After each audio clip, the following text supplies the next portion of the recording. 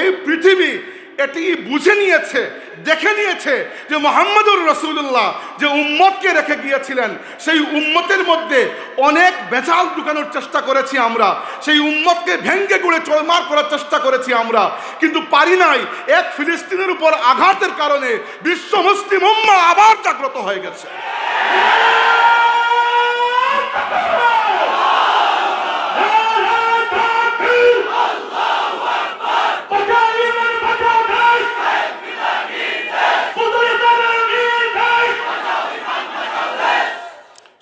এই দেশের মুসলমানরা জেগে উঠেছিল বলে এটি আমাদের শিক্ষা ব্যবস্থার সামাজিক বিজ্ঞান বই থেকে সরিয়ে দেওয়া হয়েছিল।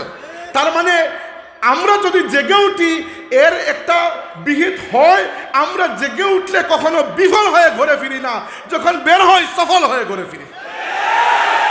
তো হাজির কি জন্য বললাম, আজকে আমেরিকার রাস্তায় বেরিয়ে মুসলমানরা র্যালি করছেন, আজকে ইউরোপে বিশেষ করে ইউকেতে মুসলমানরা রাস্তায় বেরিয়ে র্যালি করছেন, মুসলমানরা ঘেরাও করছেন তাদের সংসদগুলো, মুসলমানরা টেলিভিশন পত্রপত্রিকা অনলাইন মিডিয়ায় এত সুচ্ছার যে এই সুচ্ছার থাকার কারণে আজকে পশ্চিমা বিশ্বের সরকারগুলো নড়েচড়ে বসেছে।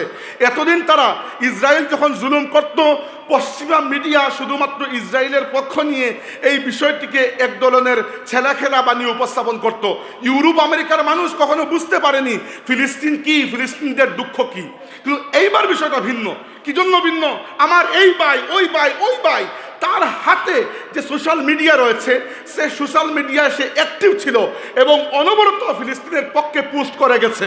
এই যে সারা পৃথিবী থেকে কোটি কোটি ফিলিস্তিনিদের পক্ষে পোস্ট এসেছে, এইগুলো ফেসবুক অ্যালগোরিদমকে বাধ্য করেছে ফিলিস্তিনের কন্টেন্টকে জিন্দা রাখতে। আমরা সেই মুসলমান যারা ফিলিস্তিনকে আজকে জিন্দা রেখেছি। দ্বিতীয়ত, এই যে মাঠে বেরিয়ে প্রতিবাদ করা হয়েছে বিশেষ করে ইউরোপ আমেরিকায়, আনপ্রেসিডেন্টেড, এটা আর কখনো এর আগে হয় নাই। মনে হচ্ছে আপনারা জানেন না এই বিষয়গুলো নিয়ে, আমি এই বিষয়গুলোর ইতিহাস নিয়ে আমি অনেক পড়ালেখা করার সুযোগ হয়েছে আলহামদুলিল্লাহ। এর আগে কখনো দেখা যায় নাই যে এত বিশাল 190 কোটি মানুষের একটা বিশাল উম্মাহ, তারা একটি কজকে সামনে রেখে, একটি মিশনকে সামনে রেখে দাঁড়িয়ে গেছে যে আমাদের ফিলিস্তিনি ভাইদের উপর নির্যাতন আর হতে দেওয়া যাবে না। যদিও আমাদের অশেষ দুর্বলতা রয়েছে, যে দুর্বলতা গুণে শেষ করা যাবে না, কিন্তু ওই যে মুসা আলাইহিস সালাম আল্লাহ রাব্বুল আলামিনের কাছ থেকে শক্তি চেয়ে চেয়ে নিয়ে, তার ক্ষুদ্র শক্তি মাত্র হাতে ভাই হারুন আর কেউ নাই, ফেরাউনের মতো জালিমের বিরুদ্ধে দাঁড়িয়ে গেছেন। যেহেতু দাঁড়িয়ে গেছেন, আল্লাহ তাবারক ওয়া তাআলা তাকে এগিয়ে দিয়েছেন, সফল করেছেন। আজকে এই বাংলাদেশের আমার কোনো মুসলমান ভাই, তার হাতে তেমন কিছু নাই, শুধু একটি মোবাইল আছে যেখানে ইন্টারনেট সংযোগ রয়েছে, এর মাধ্যমে দুনিয়াতে সে তার একটি ফুটপ্রিন্ট রাখতে পারে, একটি কথা সে ছড়িয়ে দিতে পারে। হতে পারে সেই কথা 2 কোটি মানুষ দেখবে না, হতে পারে সেই কথা মাত্র 22 জন মানুষ দেখবে, ওই 22 জনের কাছে এই মেসেজ পৌঁছে গেছে। এইভাবে পৃথিবীতে ফেসবুক, টুইটার, টিকটক, এইরকম সোশ্যাল মিডিয়া যেগুলোকে এতদিন আমরা অনেকটা ফালতু মনে করতাম, এইগুলোতে মুসলমানদের উপস্থিতি আলহামদুলিল্লাহ পশ্চিমাদের টনক নড়িয়ে দিয়েছে। আজকে গত মাত্র সপ্তাহখানিক আগে, যেটি এর আগে কখনোই হয় নাই, ইন্টারন্যাশনাল কোর্ট অফ জাস্টিস, আন্তর্জাতিক অপরাধ আদালত সরাসরি বিবৃতি দিয়েছে যে ফিলিস্তিনের উপর আগ্রাসনের জন্য, এইবার আগ্রাসনের জন্য ইসরায়েলকে মানবতা বিরোধী অপরাধে আমরা অপরাধী করলাম, তাদেরকে বিচারের সম্মুখীন হতেই হবে। এটি আপনাদের বিজয়, এটি প্রত্যেকটি মুসলমানের বিজয়।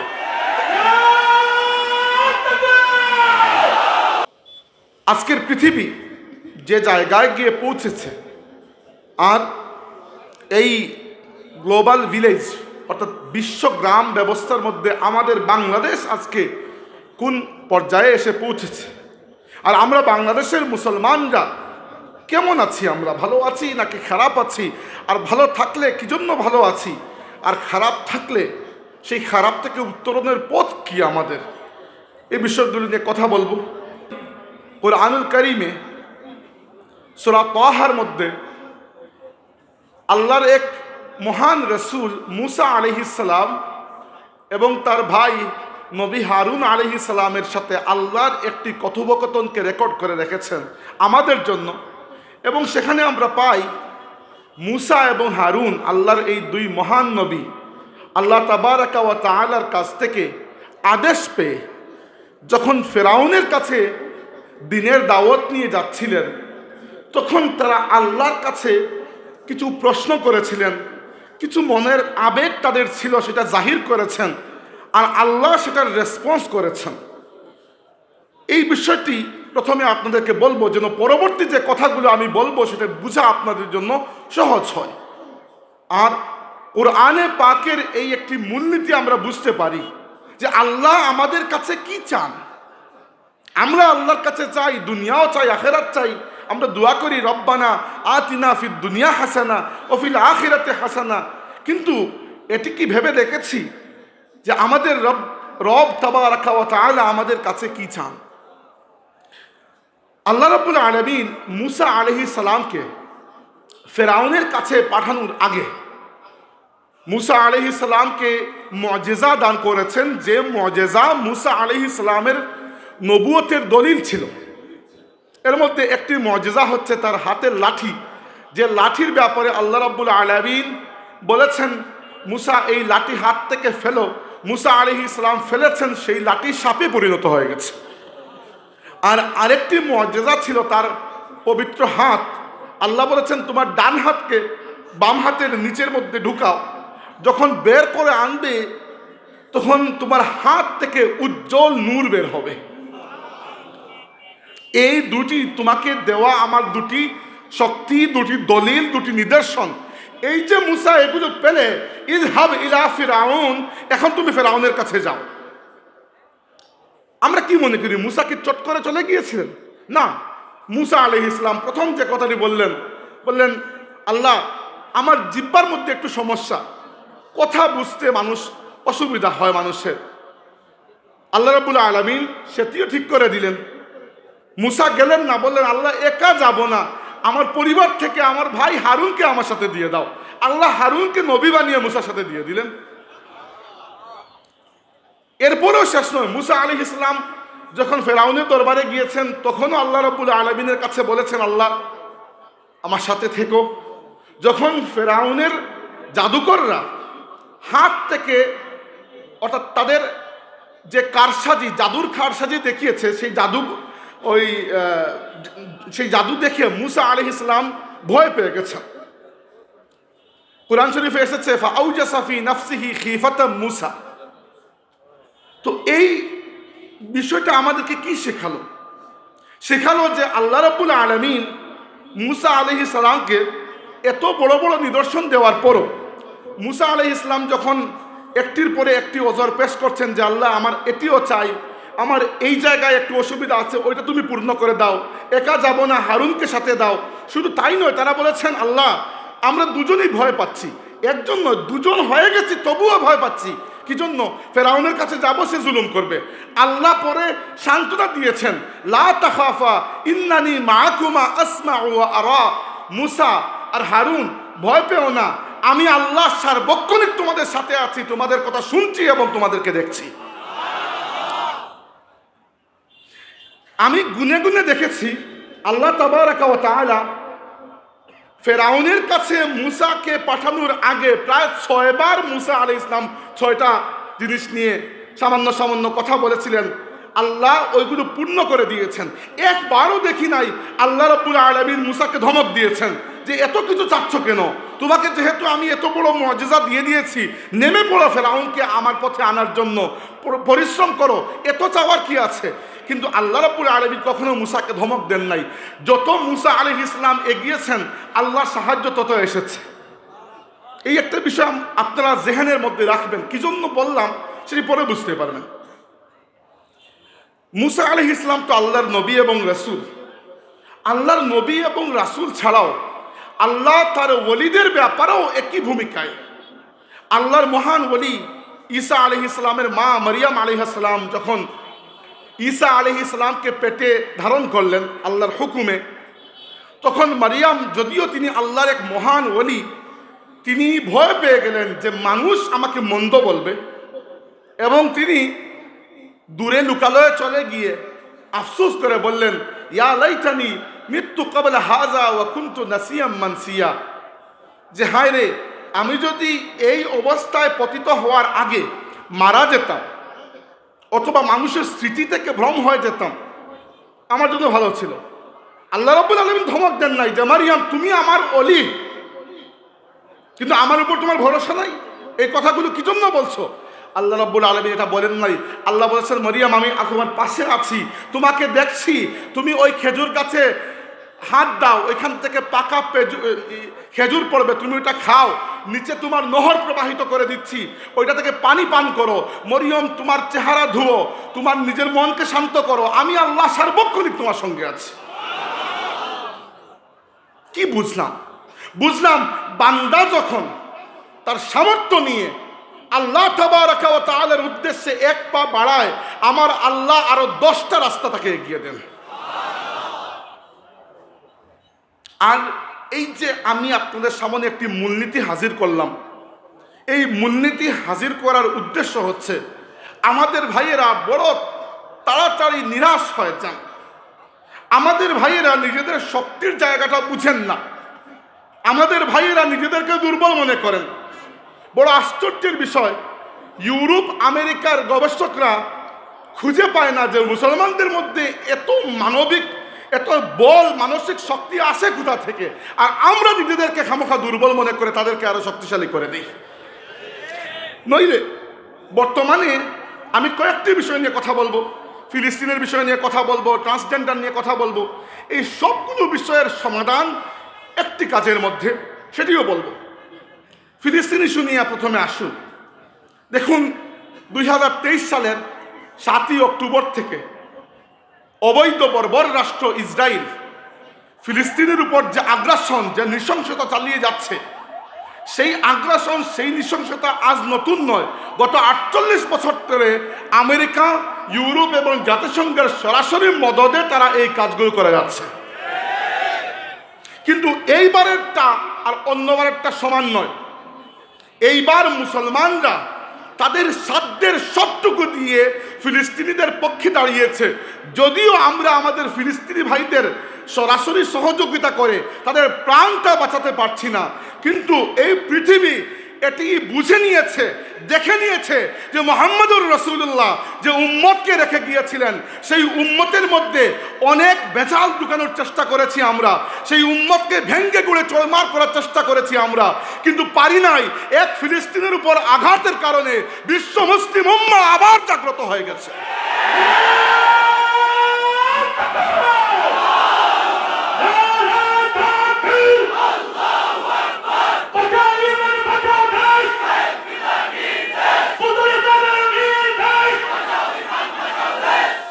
সম্মানিত হাজিরিন, কি জন্য বললাম? আজকে আমেরিকার রাস্তায় বেরিয়ে মুসলমানরা র্যালি করছেন, আজকে ইউরোপে, বিশেষ করে ইউকেতে মুসলমানরা রাস্তায় বেরিয়ে র্যালি করছেন, মুসলমানরা ঘেরাও করছেন তাদের সংসদগুলো, মুসলমানরা টেলিভিশন, পত্রপত্রিকা, অনলাইন মিডিয়ায় এত সুচ্চার যে এই সুচ্চার থাকার কারণে আজকে পশ্চিমা বিশ্বের সরকারগুলো নড়েচড়ে বসেছে। এতদিন তারা ইসরায়েল যখন জুলুম করত, পশ্চিমা মিডিয়া শুধুমাত্র ইসরায়েলের পক্ষ নিয়ে এই বিষয়টিকে এক ধরনের ছেলেখেলা বানিয়ে উপস্থাপন করত। ইউরোপ আমেরিকার মানুষ কখনো বুঝতে পারেনি ফিলিস্তিন কি, ফিলিস্তিনদের দুঃখ কি। কিন্তু এইবার বিষয়টা ভিন্ন।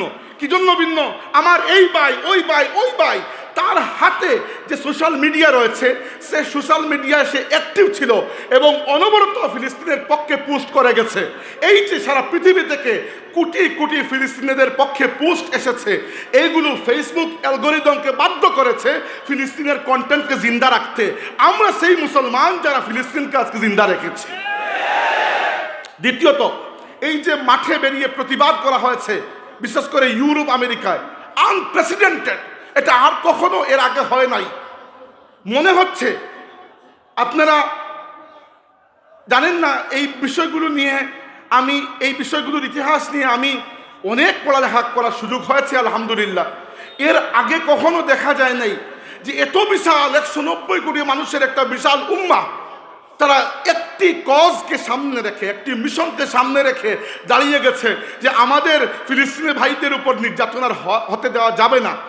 যদিও আমাদের অশেষ দুর্বলতা রয়েছে, যে দুর্বলতা গুণে শেষ করা যাবে না, কিন্তু ওই যে মুসা আলাইহিস সালাম আল্লাহ রাব্বুল আলামিনের কাছ থেকে শক্তি চেয়ে চেয়ে নিয়ে তার ক্ষুদ্র শক্তি, মাত্র হাতে ভাই হারুন আর কেউ নাই, ফেরাউনের মতো জালিমের বিরুদ্ধে দাঁড়িয়ে গেছেন। যেহেতু দাঁড়িয়ে গেছেন, আল্লাহ তাবারক ওয়া তাআলা তাকে এগিয়ে দিয়েছেন, সফল করেছেন। আজকে এই বাংলাদেশের আমার কোনো মুসলমান ভাই, তার হাতে তেমন কিছু নাই, শুধু একটি মোবাইল আছে যেখানে ইন্টারনেট সংযোগ রয়েছে। এর মাধ্যমে দুনিয়াতে সে তার একটি ফুটপ্রিন্ট রাখতে পারে, একটি কথা সে ছড়িয়ে দিতে পারে।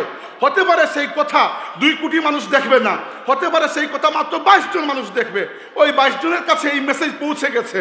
এইভাবে পৃথিবীতে ফেসবুক, টুইটার, টিকটক, এইরকম সোশ্যাল মিডিয়া যেগুলোকে এতদিন আমরা অনেকটা ফালতু মনে করতাম, এইগুলোতে মুসলমানদের উপস্থিতি আলহামদুলিল্লাহ পশ্চিমাদের টনক নড়িয়ে দিয়েছে।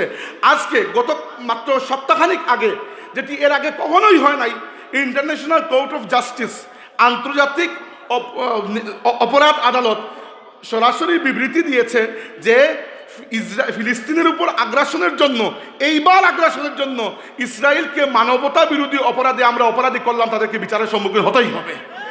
এটি আপনাদের বিজয়, এটি প্রত্যেকটি মুসলমানের বিজয়।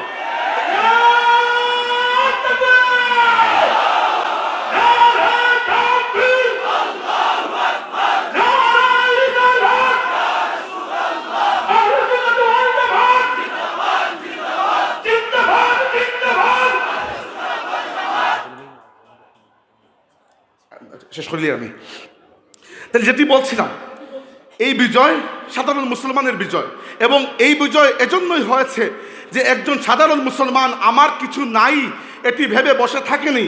একজন সাধারণ মুসলমান তার যতটুকু শক্তি ছিল ততটুকু নিয়ে এগিয়ে গেছে। আমি এমনও মানুষকে জানি যারা বারবার ফিলিস্তিনের সহযোগিতা পাঠিয়েছে, দেশ থেকে বিদেশ থেকে।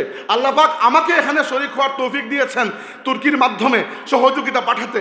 আমি কখনো মনে করি নাই আমি খুব বড় কিছু একটা করে ফেলতে পারবো, কিন্তু আমি এটি ভেবেছি যদি মুসা আলাইহিস সালাম শুধুমাত্র হারুনকে নিয়ে ফেরাউনের বিরুদ্ধে দাঁড়িয়ে যেতে পারেন, আমার কাছে এর থেকে বেশি মানুষ রয়েছে। এদেরকে নিয়ে যদি আমি আজ আওয়াজ উঁচু করি, আমার আওয়াজ এই 800 কোটি মানুষের পৃথিবীতে হয়তো তেমন কিছু নয়, কিন্তু আল্লাহ তাবারক ওয়া তাআলার কাছে আমার আওয়াজ রেকর্ড করা থাকবে যে আমার হাবিবের উম্মত যখন বিপদের মধ্যে ছিল, আমার হাবিবের অন্য উম্মত তার সবটুকু শক্তি নিয়ে সাধ্যের বাইরে গিয়ে তার জন্য দাঁড়িয়েছে। এই দাঁড়ানোটা কাল কিয়ামতের ময়দানে আমাদের নাজাতের উসিলা হয়ে থাকবে ইনশাআল্লাহ। সম্মানিত হাজিরিন, এবার আসুন, আমি লম্বা করব না, সংক্ষিপ্ত করে ফেলছি। সম্মানিত হাজিরিন, না আমাদের এমপি সাহেব এসেছেন, উনি বক্তব্য দেবেন।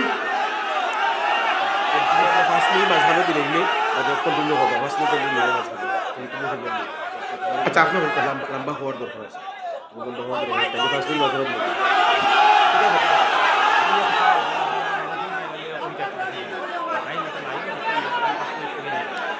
আচ্ছা শুনেন, আপনাদের নির্বাচিত এমপি মহোদয় 5 মিনিট তিনি বলে যান, এরপর আমি বলছি, সমস্যা নেই।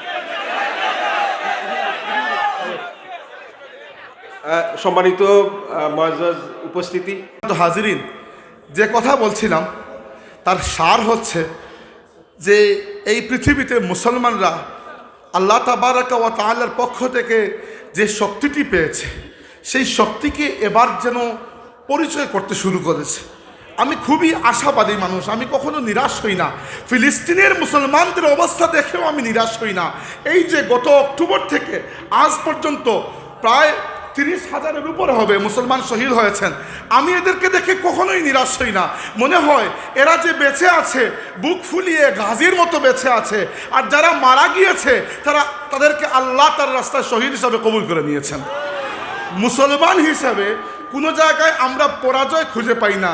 আমরা যখন এই জমিনে থাকি, এজন্য থাকি যেন আমাদের মাধ্যমে আল্লাহর দ্বীন জিন্দা থাকে, আর আমরা যখন দুনিয়া থেকে চলে যাই তখন যেন আল্লাহ এই কারণে আমাদেরকে নিয়ে যান যে আমাদের নিয়ে যাওয়ার মাধ্যমে আল্লাহর দ্বীন জিন্দা থাকে। সম্মানিত হাজিরিন, এই যে বহির্বিশ্বের একটা অবস্থা আপনাদের সামনে তুলে ধরলাম, সেই অবস্থা থেকে এখন দেশের দিকে যদি ফিরে আসি, তাহলে আমি রাজনৈতিক চিন্তাবিদ নই, অতএব এইসব ব্যাপারে কোনো ধরনের বক্তব্য রাখা আমার পক্ষে উচিত হবে না। কিন্তু যেহেতু আমি লেখাপড়ার সাথে জড়িয়ে আছি, অতএব কিছু বিষয় আপনাদেরকে আজকে না জানালেই নয়। ফিলিস্তিনের বিষয়টি চলে আসতো ভূমিকা হিসাবে, কিন্তু এখন যে কথাগুলো আপনাদেরকে বলবো, আমি কোনো জায়গায় খুব বেশি খুলে এই কথাগুলো বলতে পারি না। আজকে বলতে চাই, আপনারা এত তাকবীরের দরকার নাই, কিন্তু আমি চাই আপনারা কথাগুলোকে খুব ভালো করে বুঝুন। প্রথমত, আমাদের শিক্ষা ব্যবস্থা একটি ঐতিহ্যের অংশ। বাংলাদেশের মানুষও একটি ঐতিহ্যের অংশ। এমন নয় যে আমাদের এই শিক্ষা ব্যবস্থা হঠাৎ করে গড়ে উঠেছে। এই উপমহাদেশে ইসলামী শিক্ষা বলুন আর সাধারণ শিক্ষা বলুন, মুসলমানদের শিক্ষা দেওয়া এবং শিক্ষা নেওয়ার একটা লম্বা ইতিহাস আছে। সেই ইতিহাসকে আমরা বুকে ধারণ করি, সেই সংস্কৃতিকে আমরা বুকে ধারণ করি। দ্বিতীয়ত, আমাদের একটা পরিচয় আছে, সেই পরিচয়ের সাথে আমাদের অন্যান্য পরিচয়ও যুক্ত হয়। আমরা বাঙালি, বাংলাদেশি, আমাদের পিতার দিক থেকে পরিচয়, মাতার দিক থেকে পরিচয়, গ্রামের দিক থেকে পরিচয়, বিয়ের দিক থেকে পরিচয়, অনেক পরিচয় মানুষের থাকে। কিন্তু এর মধ্যে সবচেয়ে বড় পরিচয় হচ্ছে একজন মানুষের যে তার দিনী পরিচয়টা কি। সেই পরিচয় নিয়ে আমরা উপমহাদেশের মুসলমানরা গর্বের সাথে বসবাস করি যে আমাদের দিনী পরিচয় হচ্ছে আমরা মুসলমান। এবং আমরা আশা রাখি কবরে যখন ফেরেশতা আমাদেরকে প্রশ্ন করবেন মা দিনুকা, তখন আমরা ইনশাআল্লাহ জবাব দিয়ে দিতে পারবো। এই সব কিছুকে সামনে রেখে এবার একটু চিন্তা করে দেখুন, হঠাৎ করে আপনার শিক্ষা দেওয়া এবং নেওয়া এবং শিক্ষণ পদ্ধতি, আর যাদেরকে আপনি ভবিষ্যৎ মনে করছেন, আপনার সেই বাচ্চাদের ভবিষ্যতের উপর একটি কোয়েশ্চন মার্ক পড়ে গেল, একটি কালো ছায়া পড়ে গেল, কতটুকু দুশ্চিন্তার বিষয় আপনাদের জন্য। কতবার আমি কথা বলেছিলাম এখানে ডারউইনের বিবর্তনবাদ নিয়ে, যেটিকে আমাদের বিজ্ঞানের বই থেকে তুলে সামাজিক বিজ্ঞানের বইয়ের মধ্যে ঢুকিয়ে দেওয়ার একটা পায়তারা করা হয়েছিল। এই দেশের মুসলমানরা জেগে উঠেছিল বলে এটি আমাদের শিক্ষা ব্যবস্থার সামাজিক বিজ্ঞান বই থেকে সরিয়ে দেওয়া হয়েছিল। তার মানে আমরা যদি জেগে উঠি, এর একটা বিহিত হয়, আমরা জেগে উঠলে কখনো বিফল হয়ে ঘুরে ফিরি না, যখন বের হয় সফল হয়ে ঘুরে ফিরি।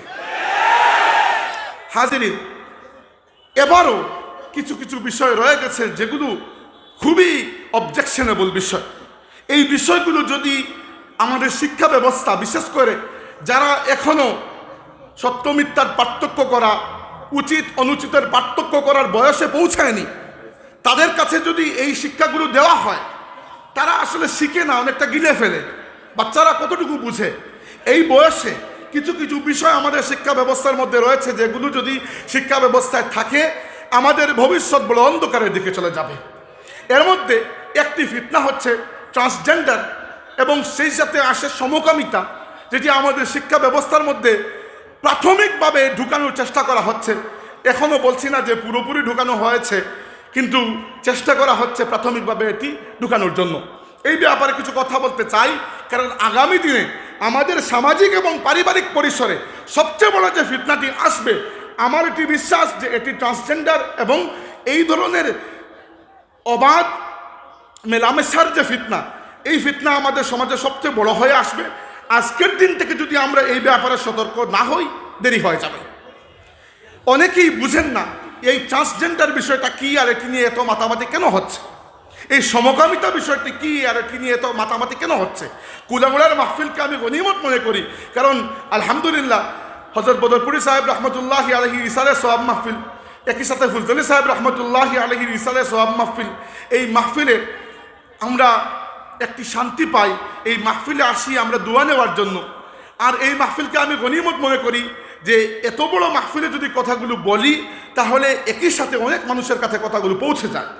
সম্মানিত হাজিরিন, প্রথমে আসি আল্লাহ তাবারাকা ওয়া তাআলা মানুষকে সৃষ্টি করার পরে যে কথা আমাদেরকে কোরআন শরীফে মানুষের সুরত সম্পর্কে জানিয়েছেন, কথাটি পড়লে বড় ভালো লাগে।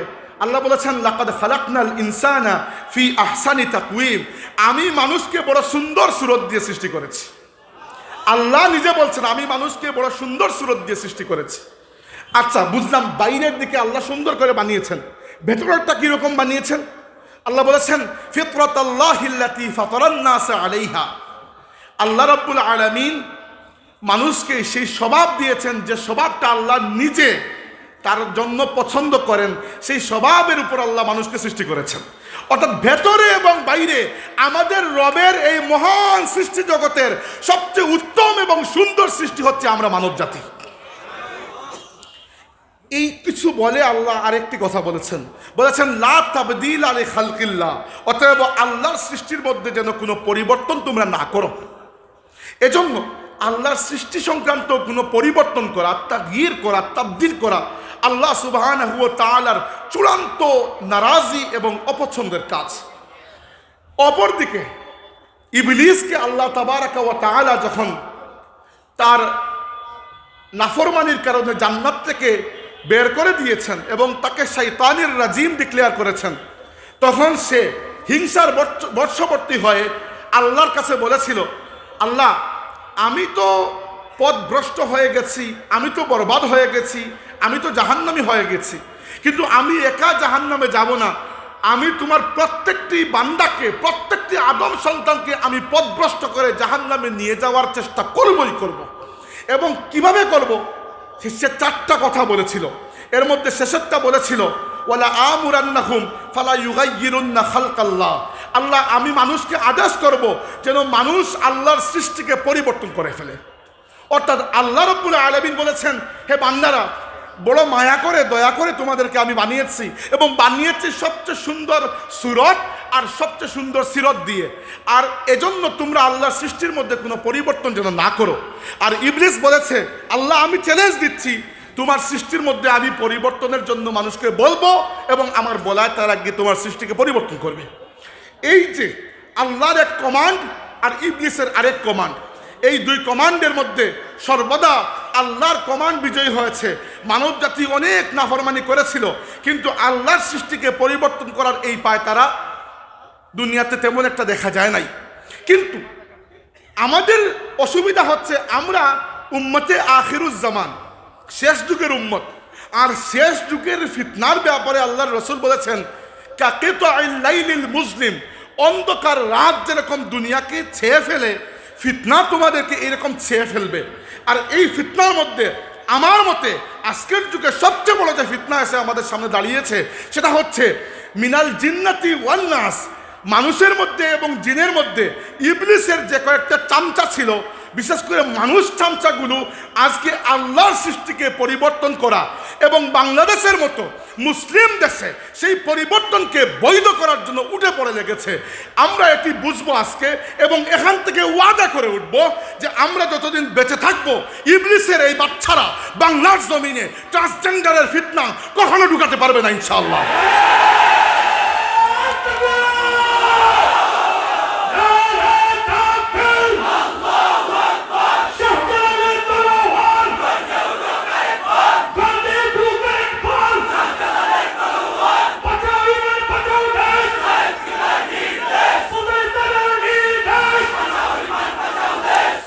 এবার আমরা একটু কিতাবি কথায় যাই যে ট্রান্সজেন্ডার বিষয়টি আসলে কি। বিষয়টি হচ্ছে আল্লাহ রাব্বুল আলামিন মানুষকে সৃষ্টি করেছেন, সাথে তার লিঙ্গ পরিচয় দিয়েছেন। আমি কথাবার্তাগুলো খোলাখুলি বলতে চাই, যেহেতু কথাবার্তাগুলো চলে এসেছে, এখন আর লুকালুকি করার সুযোগ নাই, ভদ্র ভাষা ব্যবহার করার সুযোগ নাই। কি করব? আমরা ভদ্র হলেও আপনারা তো অভদ্র হয়ে গেছেন, আমাদেরকে ডিল করতে হয় অভদ্রদের সাথে। এজন্য বলছি, সেই লিঙ্গ হচ্ছে দুটি, একটি পুরুষ একটি নারী, এবং এটি আল্লাহ স্পষ্ট বলেছেন ইয়া আইয়ুহান নাসু তাকু রাব্বাকুমুল্লাযী খালাকাকুম মিন নাফসিন ওয়াহিদাতিন ওয়া খালাকা মিনহা যাওজাহা ওয়া বাসসা মিনহুমা রিজালান কাসীরান ওয়া নিসাআ। এখান থেকে স্পষ্ট হয়ে যায় আল্লাহ মানুষকে দুটি লিঙ্গ পরিচয় দিয়ে সৃষ্টি করেছেন। এই লিঙ্গ পরিচয়ের নির্ধারণ কে করে? আমরা করি নাকি আল্লাহ করেন? আল্লাহ করেন। কোন জায়গায় করেন? দুনিয়াতে আসার পরে নাকি আগে? আল্লাহ বলেছেন আগে করেন। বলেছেন হুয়াল্লাযী ইউসাউইরুকুম ফিল আরহামি কাইফা ইয়াশা, আল্লাহ মায়ের পেটে তোমাদেরকে তার ইচ্ছা মতো ডিজাইন করে দেন। সেই ডিজাইনের নাম হচ্ছে ক্রোমোজোম। ক্রোমোজোমের মাধ্যমে ডিজাইন ঠিক করা হয় এবং সেই রকম সায়েন্টিফিক কথাবার্তা আমি বলবো না, এক্ষেত্রে নিজেই আমি সায়েন্সের ছাত্র নই, ভুল হবে। আর দ্বিতীয়ত হচ্ছে আপনারাও বেশিরভাগ কথা বুঝবেন না। তাই আমরা স্বাভাবিক কথায় থাকি যে আল্লাহ পুরুষ নারীর এই বিভাজনটি মায়ের পেটেই করে দেন। এখানে আমাদের কোনো হাত নাই। দুনিয়াতে অনেক কিছু আছে যেখানে আমাদের হাত আছে, আল্লাহ আমাদের ইচ্ছার উপর ছেড়ে দিয়েছেন। আর অনেক কিছু বিষয় আছে যেখানে আমাদের হাত নাই। আমি কি জব করব, আমার কেরিয়ার কি হবে, এটি আল্লাহ আমার উপর ছেড়ে দিয়েছেন। কিন্তু আমার মা বাবা কারা হবে সেটি আল্লাহ আমার উপর ছেড়ে দেন নাই, আমার বাছাই করার সুযোগ নাই। এভাবে আমি পুরুষ হব নাকি নারী হব সেটিও আল্লাহ আমার উপর ছেড়ে দেন নাই। নিজে তার খুদাই আন্দাজে বলেছেন, হুয়াল্লাযী ইউসাউবিরুকুম ফিল আরহামি কাইফা ইয়াশা। তিনি মায়ের পেটে তার ইচ্ছা অনুযায়ী মানুষকে ডিজাইন করেন। এবার এই ডিজাইন নিয়ে যখন দুনিয়াতে আমরা আসি, তখন আমাদের সাথে তিনটি বিষয় নিশ্চিত করে আল্লাহ যুক্ত করে দেন।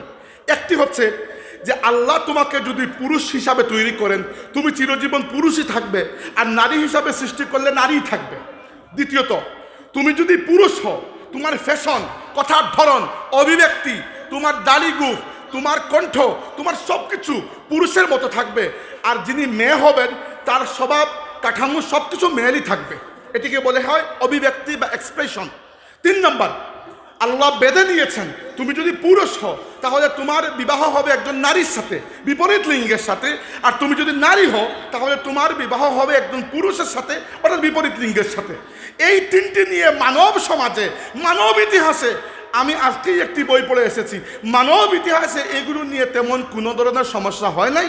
মাঝে মধ্যে যেমন আল্লাহর রসুল লূত আলাইহিস সালামের একটি জাতি ছিল যেটি বর্তমান জর্ডান দেশে তাদের বসবাস ছিল, সাদুম জাতি।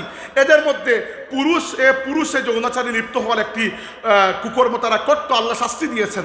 কিন্তু পৃথিবীর ইতিহাসে এই 2-1টি বিচ্ছিন্ন ঘটনা ছাড়া এইগুলো নিয়ে কোনো সন্দেহ নাই যে পুরুষ হলে জন্ম নিলে পুরুষই থাকতে হবে, নারী হয়ে জন্ম নিলে নারীই থাকতে হবে। 2, পুরুষ হয়ে জন্ম নিলে তোমার এক্সপ্রেশন, অভিব্যক্তি, কথাবার্তার ধরন পুরুষের মতো, তোমার কাজও পুরুষের মতো।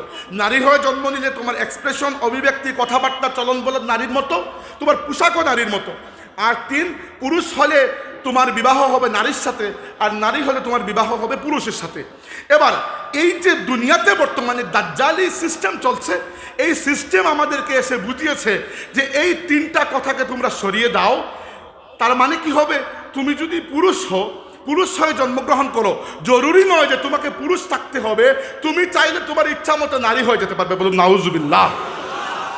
দ্বিতীয়ত বলেছে যে তুমি পুরুষ হলে তোমার এক্সপ্রেশন, অভিব্যক্তি যে পুরুষের মতো থাকতে হবে, জরুরি নয় তোমার ইচ্ছা মতো তুমি ফ্যাশন করতে পারবে। পুরুষ হয়ে নারীর ফ্যাশন ধরতে পারবে, নারী হয়ে পুরুষের ফ্যাশন ধরতে পারবে, বলুন নাউজুবিল্লাহ। আর বলেছে যে তুমি পুরুষ হয়ে শুধু নারীকেই বিয়ে করতে হবে এরকম নয়, পুরুষকেও বিয়ে করতে পারবে, বলুন নাউজুবিল্লাহ। এই 3টা বিষয় একই সাথে জড়িত। এবার এই 3টি বিষয়ের মধ্যে প্রথমে যেটি বলা হবে সেটি হচ্ছে সমকামিতার বিষয়টি। আমাদের দেশে সমকামিতা এখনও আইনগতভাবে অবৈধ, এবং আমি যদি আমার ভুল না হয় আজকেই দেখলাম বাংলাদেশের আইনে সমকামিতার শাস্তি হচ্ছে 2 বছরের কারাদণ্ড। কিন্তু একটি মহল অনেক আগ ধরে বাংলাদেশে সমকামিতাকে অন্য নামের আড়ালে বৈধ করার চেষ্টা করে যাচ্ছে। কিন্তু যেহেতু সমকামিতা আমরা বুঝে ফেলি, এজন্য খুব সুবিধা করতে পারে না, এই জন্য তারা নিয়ে আসছে ট্রান্সজেন্ডার। কারণ ট্রান্সজেন্ডার বললে অনেক মানুষ বুঝতে পারে না বিষয়টা কি বলছে। দ্বিতীয়ত, ট্রান্সজেন্ডারের এই যে ফিতনা, এই ফিতনাটিকে তারা হিজড়া শব্দের আড়ালে লুকিয়ে ফেলতে চায়। এবার এই 2টার মধ্যে একটু পার্থক্য বুঝাই। মানুষ যখন জন্ম নেয় তখন তার শরীরের ভেতরে বাইরে কিছু ফিজিক্যাল কাঠামোর মধ্যে কিছু পরিবর্তন থাকে, এজন্য নারী এবং পুরুষ আলাদা হয়। এর মধ্যে কিছু থাকে ভেতরে, যেমন পুরুষের অন্ডকোষ থাকে, নারীর থাকে না, আর নারীর বাচ্চাদানি থাকে, পুরুষের থাকে না। এগুলো হচ্ছে ভিতরের পার্থক্য। বাইরে হচ্ছে প্রস্রাবের রাস্তা আলাদা, অন্যান্য অনেক কাঠামো আলাদা। এবার কিছু মানুষ, মানে পৃথিবীর 100 জন মানুষের মধ্যে 0.017%, মানে অতি কম মানুষ মাঝে মধ্যে শারীরিক কিছু অ্যাবনর্মালিটি, কিছু সমস্যা নিয়ে জন্মগ্রহণ করে। এটি অস্বাভাবিক কিছু নয়। অনেক মানুষের দেখবেন হাতে 10টা আঙ্গুলের জায়গায় 11টা আঙ্গুল, অনেকের 9টা থাকে, অনেকের দেখবেন চোখ অন্ধ, অনেকের পা বাঁকা। এটা কোনো মারাত্মক সমস্যা নয়। কিন্তু এই এই অ্যাবনর্মালিটি মাঝে মধ্যে আপনার গুপ্তাঙ্গের জন্য হয়ে থাকে। অর্থাৎ মাঝে মধ্যে দেখা যায়, আমি আপনাকে সরাসরি বলে দিচ্ছি, যে প্রস্রাবের রাস্তা পুরুষেরটাও নারীরটাও উভয়টাই একজন মানুষের মধ্যে উপস্থিত থাকে। দুইটাই সচল নয়, একটা সচল একটা অচল, কিন্তু দুইটাই থাকে। তো এদেরকে হিজড়া বলা হয়, ইংরেজিতে বলা হয় ইন্টারসেক্স, আর বিজ্ঞানের ভাষায় বা আর একটু বায়োলজিক্যাল ভাষায় বলা হয় হার্মাফ্রোডাইট। তো এরা দুঃখজনকভাবে আমাদের সমাজে বড় অবহেলিত। প্রথমে আমাদেরও দোষ আছে, আমাদের দোষের কারণে এরা সুযোগ পায়। হিজড়া সম্প্রদায়ের মানুষগুলো আমাদের সমাজে অবহেলিত, অথচ ইসলামে হিজড়া কিন্তু অবহেলিত নয়। ইসলামে এদের অধিকার আছে, এরা পর্দা করবে, পাক পবিত্রতা করবে, নামাজ রোজার পাবন্দ এরা, মা বাবার উত্তরাধিকার পাবে এরা, মা বাবার আদর যত্ন স্নেহ পাওয়ার, শিক্ষা পাওয়ার, চাকরি ব্যবসা করার সব কিছুর অধিকার এদের আছে। এবং এদের উপর হুকুমের সময় এটা দেখতে হবে। আলী রাদিয়াল্লাহু আনহু থেকে একটা হাদিস বর্ণনা করা আছে সুনানে বাইহাকি কিতাবের মধ্যে। আলী রাদিয়াল্লাহু আনহু বলেছেন যে একজন হিজড়া মানুষ তার প্রস্রাবের সময় কিভাবে প্রস্রাব করে, পুরুষাঙ্গ দিয়ে প্রস্রাব করে নাকি নারীর অঙ্গ দিয়ে প্রস্রাব করে, এইটা দেখে নির্ধারণ করা হবে সে পুরুষ কি না অথবা সে নারী কি না। যেটা দিয়ে প্রস্রাব করে এর উপরে তার লিঙ্গ পরিচয় নির্ধারণ করা হবে, এভাবেই তার হুকুম চলবে। সে পুরুষ হলে তার উপর ইসলামের পুরুষের হুকুম আসবে, নারী হলে নারীর হুকুম আসবে। এই গেল হিজড়াদের বিষয়, তাদেরকে ইংরেজিতে বলা হয় ইন্টারসেক্স। এই শব্দটা মনে রাখবেন, এই শব্দ দিয়ে এরা আমাদেরকে ধোঁকা দিতে চায়। আর ট্রান্সজেন্ডার হচ্ছে একজন মানুষ যে সুস্থ পুরুষ হয়ে জন্মগ্রহণ করেছে অথবা একজন সুস্থ নারী হয়ে জন্মগ্রহণ করেছে। জন্মগ্রহণ করার পরে সে বলে, এটি আগে বলতো না, আজকের যুগে বলে যে আমি চাই আমি নারী হয়ে যাব। এটি তার খায়েশ, সে নারী হয়ে যাবে। অথবা একজন নারী তার খায়েশ হচ্ছে সে পুরুষ হয়ে যাবে। এই ক্ষেত্রে কি করতে হয়? দুইটা কাজ সাধারণত করতে হয়। একটি হচ্ছে অপারেশন করে আল্লাহর সৃষ্টিকে পরিবর্তন করে অপারেশনের মাধ্যমে অন্য লিঙ্গে চলে যাওয়া, বলুন নাউজুবিল্লাহ। আর এটা এত সহজও নয়, এর জন্য হরমোনের কিছু ট্রিটমেন্ট ইনজেকশন নিতে হয়। পুরুষের শরীরের যে কাঠামো সেটি গঠন হয় টেস্টোস্টেরন নামক এক ধরনের হরমোনের কারণে, আর নারীর শরীরের কাঠামো গঠন হয় এস্ট্রোজেন নামক একটি হরমোনের কারণে। তারা পুরুষরা নারীদের হরমোন শরীরে অনবরত ইনজেক্ট করে, আর নারীরা পুরুষদের হরমোন অনবরত ইনজেক্ট করে। এর মাধ্যমে তার শরীরের জেন্ডারকে, কাঠামোকে সে পরিবর্তন করে। এবং এটি করার মাধ্যমে একজন পুরুষ নারীতে চলে যেতে চায় আর একজন নারী পুরুষে চলে যেতে চায়। বড় আশ্চর্যের বিষয়, যেটা শুনতে ঘৃণা লাগে। আমি এর আগ পর্যন্ত কখনো এত খুলে কথাগুলো বলতে পারি না, নিজেরই লজ্জা লাগতো। আজকে বাধ্য হয়ে বলেছি। চিন্তা করে দেখেন, যেটি শুনতে বলতে অস্বস্তি লাগে, আমার মন চায় না এরকম মঞ্চে এসে আমি এসব কথা বলে বেড়াই। কি করব? আশ্চর্যের বিষয়, আজ বাংলাদেশ মুসলমানদের গর্বের দেশ, শাহজালালের তরবারির দেশ, আর ফুলতলি সাহেব কিবলার দেশ, আর শাহ আমানতের দেশ, শাহ মাহদুমের দেশ, আজকে খান জাহান আলীর দেশ। এই সকল মকবুল ওলি আল্লাহরা যে দেশকে আবাদ করে গেছেন, যে দেশের মুসলমানরা দুনিয়ার মধ্যে বুক ফুলিয়ে বলে আমরা বাংলাদেশের মুসলমান, এই মুসলিম সমাজে আজকে এই নষ্টামিকে একদল মানুষ ঢুকাতে চায়, বৈধ করতে চায়।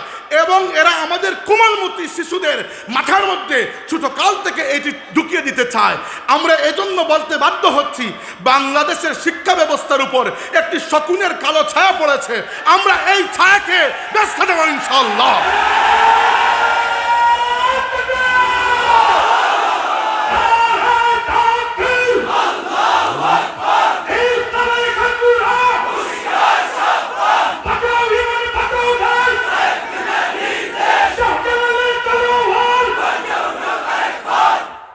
হাজরিন, কথা তো বললাম, এবার একটু কিতাবি কথা, হাদিসের কথা বলতে হয়। আমাদের নবী সাল্লাল্লাহু আলাইহি ওয়াসাল্লাম এই ব্যাপারে কি বলেছেন? একটি তো বললাম, কোরআন শরীফে আল্লাহ বলেছেন লা তাবদীলা লিখালকিল্লাহ, আল্লাহর সৃষ্টিকে পরিবর্তন করো না। রাসূলুল্লাহ সাল্লাল্লাহু আলাইহি ওয়াসাল্লাম এই ব্যাপারে আমাদেরকে আরও সতর্ক করে গেছেন।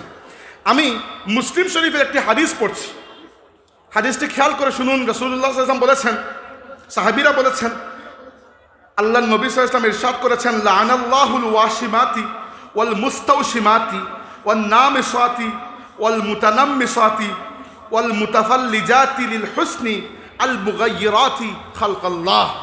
আল্লাহর নবী লানত করেছেন সেই মহিলার উপর যে ট্যাটু আঁকে শরীরে, লানত করেছেন তার উপর যে ট্যাটু আঁকিয়ে দেয়।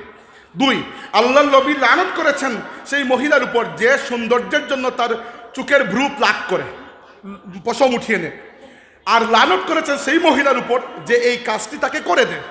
3, আল্লাহর নবী লানত করেছেন সেই মহিলার উপর যে সৌন্দর্য বর্ধনের জন্য তার দাঁতের মধ্যে ফাঁক করে দাঁতকে চুকা করে ফেলে। এটিও সৌন্দর্যের সম্ভবত কিছু একটা। আমরা তো আর পুরুষ মানুষ হয়ে বেঁচে গেছি, এত সুন্দর আমাদের হইতে হয় না, তো নারীদের সম্ভবত হতে হয়। তো এগুলো যারা করে এদেরকে আল্লাহর নবী সাল্লাল্লাহু আলাইহি ওয়াসাল্লাম বলেছেন যে আল্লাহ এদের উপর লানত করেছেন। এবং কি বলেছেন? বলেছেন আল মুগায়্যিরাতি খালকাল্লাহ, এরা আল্লাহর সৃষ্টিকে পরিবর্তনকারী। এবার একটু অঙ্ক মিলিয়ে দেখুন, জাস্ট চোখের ভ্রুর যদি একটু পশম তোলার আল্লাহর সৃষ্টির পরিবর্তন হয়, যে তার লিঙ্গ পরিবর্তন করে পুরুষ থেকে নারী আর নারী থেকে পুরুষে চলে যাচ্ছে, তার উপর কতটুকু আল্লাহর গজব পড়বে। এবার আমাকে বলুন, আপনারা কি চান কালকে আপনার বাচ্চারা এইরকম বিষয় নিয়ে গড়ে উঠুক? অতএব আমাদেরকে সজাগ হতে হবে। এই মাহফিলগুলো গনিমত আমাদের জন্য, আওয়াজ তুলতে হবে। এটি মুসলমানের দেশ, এই দেশে ইসলাম বিরোধী কোনো কার্যক্রম হতে পারে না।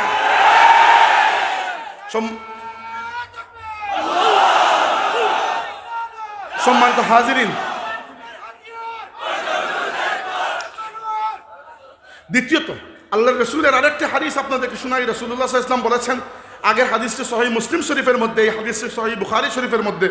রাসূলুল্লাহ সাল্লাল্লাহু আলাইহি ওয়াসাল্লাম সাহাবায়ে কেরাম বলেছেন, লানা রাসূলুল্লাহ সাল্লাল্লাহু আলাইহি ওয়াসাল্লাম আল মুতাশাব্বিহিনা মিনার রিজাল বিন নিসাই ওয়াল মুতাশাব্বিহাতি মিনান নিসাই বির রিজাল।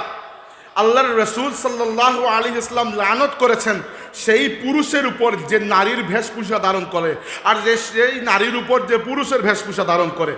এবার যে নারী পুরুষের ভেষ ধারণ করে, জাস্ট কাপড় পরে, আর যে পুরুষ নারীর ভেষ ধারণ করে, তার উপর যদি আল্লাহ রাব্বুল আলামিন লানত করেন আর আল্লাহর নবী লানত করেন, তাহলে বোঝা যাচ্ছে যে তার লিঙ্গ পরিচয় পরিবর্তন করে অন্য লিঙ্গে চলে যেতে চায়, তার উপর আল্লাহর কত বড় লানত পতিত হয়। আর এই লানত আমরা দেখছি। আমি গত 2 বছর ধরে ইউরোপে অবস্থান করি এবং বিভিন্ন জায়গায় যাওয়া হয়, এই সুবাদে অনেক মানুষের সাথে কথা হয়, ওইখানের অনেক সংস্কৃতি জানি।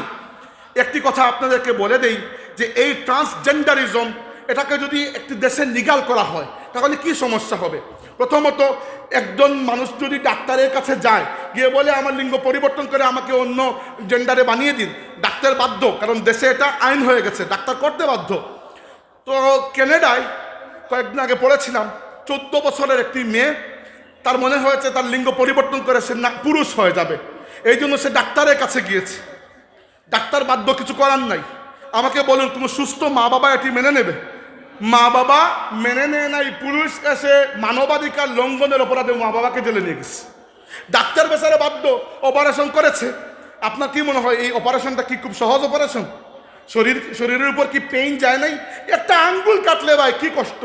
আর আপনার পুরো জেন্ডার পরিবর্তন করা হচ্ছে ভেতরে বাইরে। শরীর কি এই দখল নিতে পারবে ঠিক মতো? তো শরীর এই দখল নিতে পারেন। তার মধ্যে 14 বছরের মেয়ে, বয়সের কত বাচ্চা মেয়ে, কয়েকদিন পরে শরীরটা দাও ঠিক হয়ে গেছে, কয়েকদিন পরে তার মনে হয়েছে এটা ভুল করে ফেলছে। কিন্তু তখন কি আর লাভ আছে কিছু? এটা তো ওয়ান ওয়ে রাস্তা, আর আসার সুযোগ নাই। শরীর যদি একবার দখল সইতেও পারে, দ্বিতীয়বার তো আর পারবে না, শরীরের মধ্যে এত শক্তি নাই। হতাশায় ভুগতে ভুগতে কয়েকদিন পরে এই মেয়ে সুইসাইড করে ফেলেছে। এই যে সমাজকে নষ্ট করেছে এই দাজ্জালের চেলারা, এই চেলারা বাংলাদেশে প্রবেশ করেছে আমাদের ঈমানকে এবং সমাজকে নষ্ট করার জন্য। আর আমাদের শিক্ষা ব্যবস্থায় এটি ঢুকানোর কারণ কি? কারণ হচ্ছে ছোটকাল থেকে যদি শিশুদেরকে বারবার এটি বুঝিয়ে দেওয়া হয় যে যিনি শরীফ তিনি আবার শরীফা, কি আশ্চর্যের বিষয়, যিনি শরীফ তিনি আবার শরীফা। আর আপনার লিঙ্গ পরিচয়, আপনার পরিচয় যদি আপনি মনে করেন যে আমার যা পরিচয় আমি তাই, তাহলে তো আমারও বড় শখ, আমি কাল থেকে মনে করবো আমি বাংলাদেশের প্রধানমন্ত্রী হয়ে গেছি এবং প্রধানমন্ত্রীকে তার সিট ছাড়তে হবে, যেহেতু আইনগতভাবে আমার এই যোগ্যতা হয়ে গেছে যে আমার মনের ইচ্ছার উপর আমার পরিচয় নির্ধারণ করে।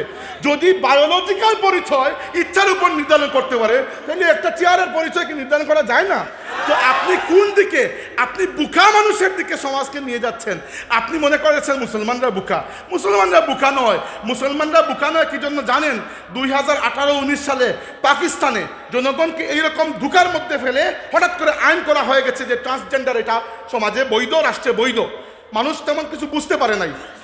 তরুণ আলিম যারা, এবং আশ্চর্যের বিষয় যে সকল যুবকরা তরুণরা ফেসবুক ইউজ করেন, এরা ফেসবুকের মাধ্যমে, টুইটারের মাধ্যমে, ইউটিউবে আন্দোলন শুরু করে দিয়েছেন, যেটা মানি না, হবে না, মুসলিমদের সেটা হতে পারে না। এই আন্দোলন বাড়তে বাড়তে রাস্তায় নেমে গেছে। যারা মোটরসাইকেল চালান এরা মোটরসাইকেল দিয়ে এটার বিরুদ্ধে শোডাউন করেছেন, এবং এই মুসলিম তরুণ যুবকদের কারণে পাকিস্তান সরকার এই আইনকে ব্যান করতে বাধ্য হয়েছে। আমাদের দেশে এখনো আনা যায় নাই, কি জন্য জানেন? কারণ আমি অনেক দেশ ঘুরে যেটা দেখলাম, বাংলাদেশের মুসলমানরা সামাজিক এবং দিনী পারিবারিক পরিসরে এখনও মাশাআল্লাহ অন্য অনেক দেশের চেয়ে বেশি দিনদার। এজন্য বাংলাদেশে এরা বড় মিশন নিয়ে এসেছে। তাই ছোটকাল থেকে বাচ্চাদেরকে এরা ডিসেন্সিটাইজ করতে চায়, অর্থাৎ একটি বিষয় দেখে বাচ্চারা যখন বারবার দেখতে দেখতে অভ্যস্ত হয়ে যাবে, বড় হয়ে এটি নিয়ে আর অবাক হবে না। এরা আল্লাহর সৃষ্টিকে পরিবর্তন করতে চায়। দ্বিতীয়ত, সমকামিতাকে যদি লিগাল করা হয়ে যায়, এখনও বাংলাদেশের সরকার এটাকে লিগাল করে নাই, খামোখাকার উপর দোষ দিয়ে লাভ নাই। আমরা দোষ দিচ্ছি সেই ইবলিসের দাজ্জালের চেরাদের উপর, যারা সাহস করেছে আমাদের দেশে এগুলো নিয়ে আসতে। সমকামিতাকে যদি লিগাল করা হয়ে যায়, আর বাকি যা ক্ষতি হবে হবে, আপনার গুনাহ হবে, ওটা পরের কথা। আমাকে একটু বলুন, সমকামীরা যদি একে অন্যের সাথে বিয়ে করে সংসার করেও ফেলে, আল্লাহ জানে কেমনে করে, যদি করেও ফেলে, সন্তান হওয়ার কি সম্ভাবনা আছে? নাই, বায়োলজিক্যালি পসিবল না। এবার বলুন, এরা শুধু আল্লাহর সৃষ্টিকে বিকৃত করছে না, এরা আল্লাহর সৃষ্টিকে আটকে দিতে যাচ্ছে। অর্থাৎ পৃথিবীর ইতিহাসে আল্লাহর সাথে অনেক নাফরমানি করেছে মানুষ, কিন্তু আজকের যুগের এই বেঈমানরা আল্লাহর সাথে যেরকম নাফরমানি করছে অন্য কেউ করছে না। আর আমরা এই ইমানদাররা যারা মুখ দিয়ে লা ইলাহা ইল্লাল্লাহু মুহাম্মাদুর রাসূলুল্লাহ বলেছে, এরা বেঁচে থাকতে তারা এটা করতে পারবে না। আমরাও চ্যালেঞ্জ দিয়ে রাখলাম ইনশাআল্লাহ।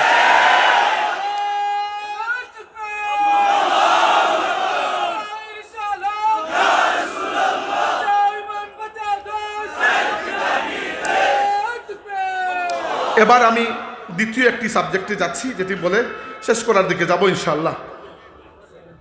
দ্বিতীয় বিষয়টি হচ্ছে, এই তো গেল, আপনারা আশা করি বুঝে গেছেন। আচ্ছা, আরেকটা কথা বলতে ভুলে গেছি কোনটা?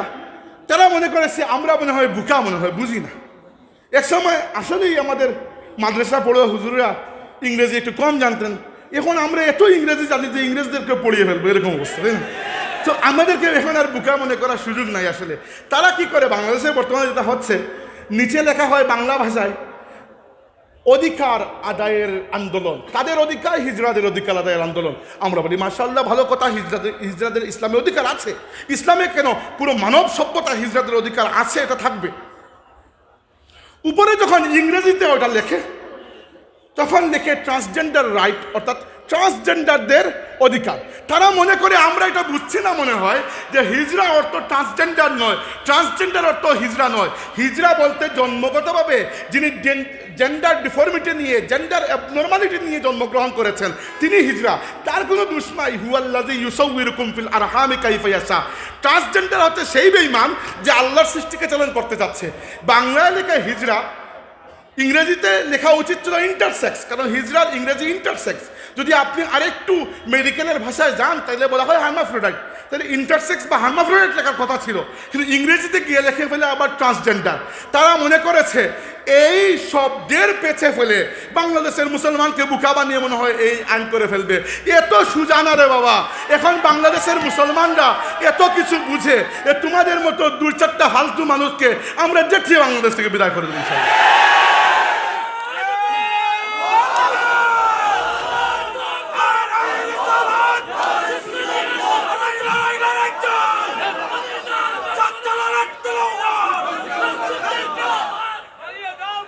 আচ্ছা, আপাতত জ্বালানোর দোকানে আমরা একটু নিভাই।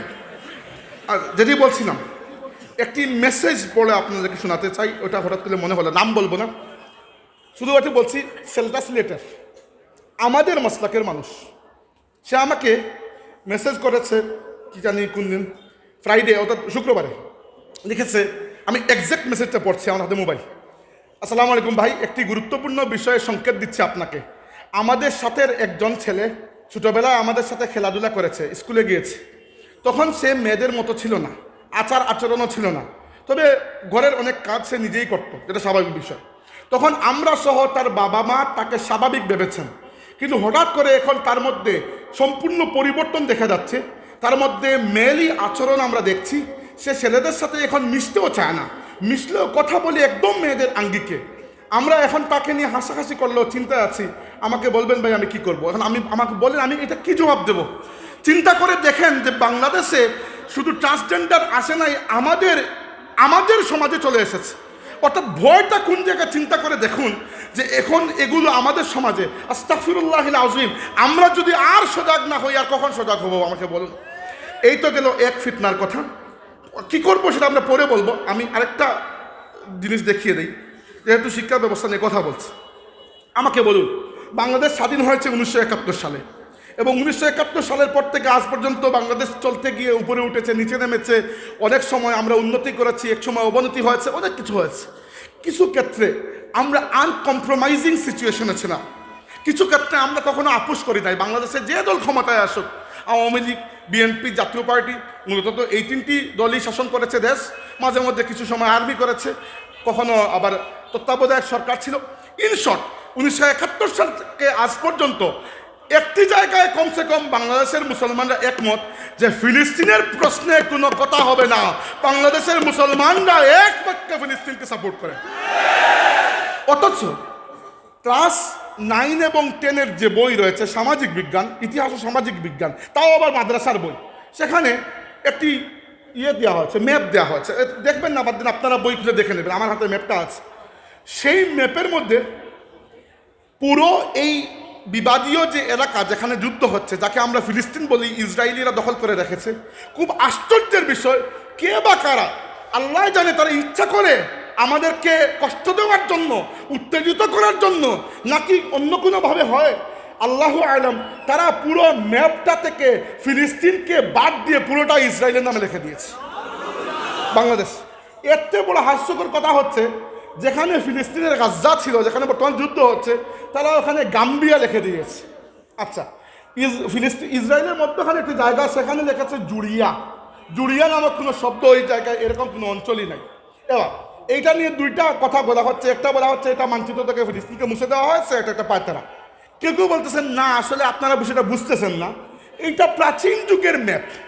তো আমারে বলেন রে ভাই, যদি প্রাচীন যুগের ম্যাপ হয়ে থাকে, তাহলে ইসরায়েল আসলো কোন জায়গা থেকে? ইসরায়েল তো প্রতিষ্ঠা হয়েছে 1948 সালে।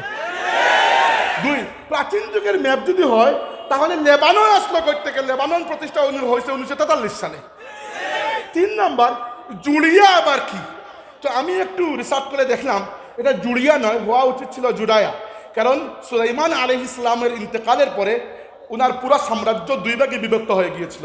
দক্ষিণের সাম্রাজ্যের নাম ছিল ইসরাইল, আর উত্তরেরটার নাম ছিল ইয়াহুদা। তো সম্রাট নেবুকাদনেজার হামলা করে ওগুলোকে ধ্বংস করে ফেলেছে, ওটা পরের কথা। যদি সেই প্রাচীন ম্যাপ আপনি দেখাইতে চান, তাহলে ম্যাপটি আজকের যুগের ম্যাপের মতো কেন? প্রাচীন যুগের ম্যাপের মতো হওয়া কথা ছিল। দ্বিতীয়ত, এখানে আপনি লেবানন কই পাইলেন, সিরিয়া কই পাইলেন? সিরিয়ার নাম তখন সিরিয়া ছিল না, বিলাদুস শাম বলা হতো। এরপরে সিরিয়া গেছে রোমানদের অধীনে, এরপরে মুসলমানদের অধীনে, অনেকবার পরিবর্তন হয়েছে। সবচেয়ে বড় বেকুবির কথা হচ্ছে, গাম্বিয়ারে এখানে এনে ঢুকাইতেছে কেন? গাম্বিয়া তো আফ্রিকায়। তো বললেই বলবেন কি যে না, এটা পরিবর্তন করে ফেলবো, ভুল হয়ে গেছে। তো এইরকম নাবালকদেরকে এখানে বসিয়ে রেখেছে কেন, যারা খালি ভুল করে? এটা কি ধরনের ভুল হইলো আমাকে বলবো, এটা কি ধরনের ভুল? আচ্ছা, এই বই যে ছাপানো হয়েছে, কারো বাবার টাকায় তো ছাপানো হয় না, এই বাংলাদেশের জনগণের টাকায় ছাপানো হয়েছে। তো আপনি একটা বালখিল্যতা করে ফেললেন, করে বললেন ঠিক করে ফেলবো, ঠিক করে। প্রত্যেক বছর আপনি বই ছাপাবেন, ছাপিয়ে দেখবেন এর মধ্যে ইসলাম বিরোধী কর্মকাণ্ড ঢুকাবো, বাংলাদেশের মুসলমানদের সভ্যতা, সংস্কৃতি, ইতিহাস বিরোধী কর্মকাণ্ড ঢুকাবো। নার্ভ চেক করে দেখবো বাংলাদেশের মুসলমানদের নার্ভের মধ্যে ইমান আছে কিনা, হৃদয়ের মধ্যে রক্ত আছে কিনা। যদি প্রতিবাদ করে আবার চেঞ্জ করব, আবার প্রতিবাদ না করলে রেখে দেব। এমনটা হবে না। যেটা করবেন একবারে করেন, হয় ইসলামের বিরুদ্ধে অবস্থান নেন, আমাদেরও পরিষ্কার হয়ে যাবে যে আপনারা ইসলামের বিরুদ্ধে, আর নইলে ইসলামের পথে আসুন, নইলে সঠিকটা ছাপান। কারণ বাংলাদেশের মুসলমানরা বারবার আপনাদের এই বালক সুলভ ভুল দেখতে দেখতে অতিষ্ঠ হয়ে গেছে। বাংলাদেশের মুসলমানরা প্রতিবাদ করবে, এবং প্রতিবাদ করলে অনেক বড় বড় শক্তিও কেঁপে উঠবে ইনশাআল্লাহ।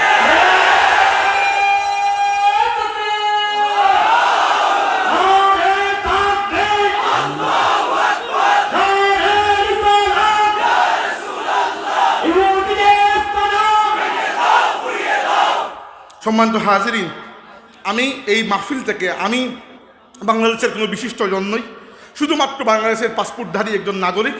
আমি আমাদের সরকারের রাষ্ট্রের উচ্চপদস্থ মহলের কাছে, এমনকি সরাসরি বলি মাননীয় প্রধানমন্ত্রীর কাছে, যদি এই কথাগুলো বাই চান্স কোনো কারণে তার কাছে পৌঁছে যায়, আমি আবেদন করতে চাই যে যাদেরকে এই দায়িত্বগুলো আপনি দিয়েছেন তারা বড় বালক স্বভাবের, নাবালক টাইপের।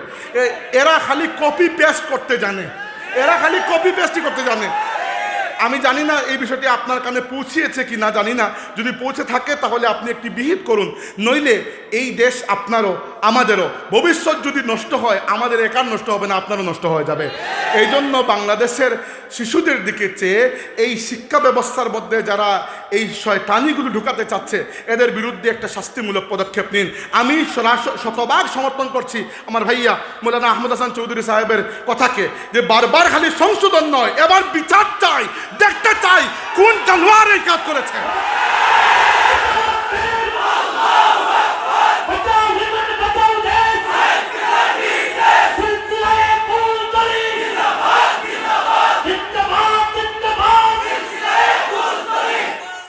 সম্মানিত হাজিরিন, বক্তব্যের শেষ দিকে চলে এসেছি।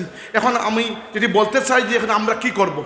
দেখুন, আমি আগেই আপনাদেরকে বলেছি এই পৃথিবীর মানুষ আমাদেরকে ভয় পায়, বলে যে এদেরকে এত শোয়ানো হয়, এদেরকে মাটিতে পুঁতে ফেলা হয়। গাজায় এত বোমা ফেলা হয়েছে, দ্বিতীয় বিশ্বযুদ্ধেও এত বোমা ফেলা হয় নাই যত বোমা এই কয়েকদিনে গাজায় ফেলা হয়েছে। অথচ গাজার মানুষের ইমান দেখি নড়ে না। কারণ কি? এরা আমাদের ইমান দেখে অবাক। এই ইমানের শক্তিকে আমাদেরও পরিচয় করতে হবে। আমরা সেই উম্মত হব না যারা কিছু না করে বসে আছি আর আল্লাহর উপর তাওয়াক্কুল করেছি এরকম যেন আল্লাহ আবাবিল পাখি পাঠিয়ে কিছু করে দেন। কে জানি বলেছেন যে আল্লাহ আবাবিল পাখি পাঠালে ওই পাখি প্রথমে তো পাথর ছুড়বে আমাদের উপর। তোমরা এত 190 কোটি মুসলমান দুনিয়াতে বসে বসে কি ডিম পাড়তেছিলে যখন ফিলিস্তিনি মুসলমানদের উপর ইসরায়েল গত 28 অক্টোবর রাতে সারা পৃথিবীর সাথে এদের সম্পর্ককে বিচ্ছিন্ন করে নির্বিচারে সারা রাত ফিলিস্তিনে বোমাবাজি করে গিয়েছে। বড় আশ্চর্যের বিষয় হচ্ছে পার্শ্ববর্তী মুসলিম অনেকগুলো দেশে সেই রাতে কনসার্টের আয়োজন করা হয়েছে। সেই রাতে পার্শ্ববর্তী অনেক মুসলিম দেশের নেতা ঘুমিয়েছিলেন। আমি জানি না আরবের এই মুসলিম শাসকরা এরা কিভাবে মুসলমান হয়। একজন মুসলমানের দুঃখে এদের মন কাঁপে না, এরা কিভাবে মুসলমান হয়। আরবের শাসকদের ব্যাপারে একটি কথা বলতে চাই, আমার কথা তাদের কানে পৌঁছাবে না, দরকার নাই, আপনাদের জেহেন খোলার জন্য বলতে চাই। কেউ যদি মনে করে আমেরিকাকে খুশি রেখে তার জীবনটা পার হয়ে যাবে, মনে রাখবেন আল্লাহ তাবারাকা ওয়া তাআলা অবশ্যই আপনাকে লাঞ্ছিত করবেন। একটি উদাহরণ দিচ্ছি, পাকিস্তানের পারভেজ মুশাররফ আমেরিকা যখন আফগানিস্তানে হামলা করেছিল তখন পাকিস্তানের পারভেজ মুশাররফ আমেরিকাকে সহযোগিতা করেছিল এবং প্রথমে হামলা করার সময় আমেরিকা পাকিস্তানের কাঁধে বন্দুক রেখেই আফগানিস্তানে হামলা করেছে। পারভেজ মুশাররফ ইসলামের বিরুদ্ধে অনেক আইন কানুন করেছে, বিশেষ করে মুসলমানদের বিরুদ্ধে, মসজিদ মাদ্রাসার বিরুদ্ধে অনেক পদক্ষেপ নিয়েছিল এবং তার শক্তি ছিল কে? আমেরিকা। একটাই তো ডাক, আমেরিকা। আর আমেরিকার মধ্যে কে? আমেরিকার একটা পররাষ্ট্রমন্ত্রী ছিল কন্ডোলিজা রাইস, এই তার বস ছিল কন্ডোলিজা রাইস। এরপরে পাকিস্তানে যখন পারভেজ মুশাররফের বিরুদ্ধে মানুষ আন্দোলন গড়ে তুলল এবং পারভেজ মুশাররফের মসনদ লড়ে গেল, পারভেজ মুশাররফ নিজে তার জীবনীতে লিখেছে, আমি পড়েছি যে তখন আমি কন্ডোলিজা রাইস ম্যাডামকে অনেক ফোন দিয়েছি, ম্যাডাম ওই বিপদের সময় আমার ফোনটা ধরেন নাই। তাইলে মনে রাখেন, যারা বিদেশি শক্তির উপর বেশি ভরসা করেন, আমেরিকা এমন দেশ, আমেরিকা যার বন্ধু তার আর তেমন শত্রুর প্রয়োজন হয় না। আমেরিকা কখনো আপনাকে তরিয়ে নেবে না যদি আপনি মনে করেন আরবের রাজাবাদ ছাড়া যে আজকে মুসলমানরা আপনাদের দিকে তাকিয়ে বসে আছে। না, আমরা যদি আরবকে মহব্বত করে থাকি আপনাদের জন্য নয়, আল্লাহর রাসূলের কারণে মহব্বত করেছি।